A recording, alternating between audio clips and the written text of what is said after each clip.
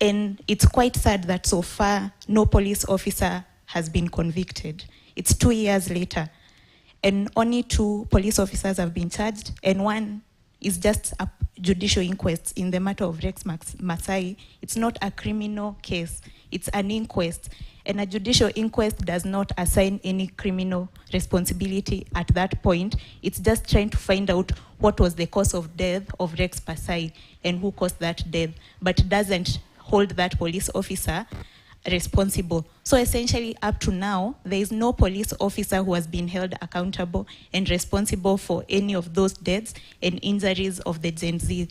And to me, what it speaks to is that there are huge gaps, first of all, in the investigations, because when IPOA says that they don't have the proper mechanisms to get ballistics, they are having challenges getting forensic reports, that speaks to either they are not willing or they are unable to act. And if they are not willing, that's a huge problem. And if they are unable because maybe they have constraints in terms of bureaucracies within the government, that is also a huge issue that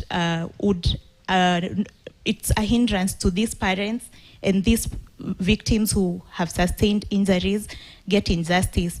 And speaking, I say, because for most of these survivors, what they want is just answers, other than just, even though the compensation is good and essentially it's acknowledging that harm was caused to them, but most of the survivors and the families who lost loved ones just want answers. What happened to my loved one? Who is the reason of me not having my loved ones?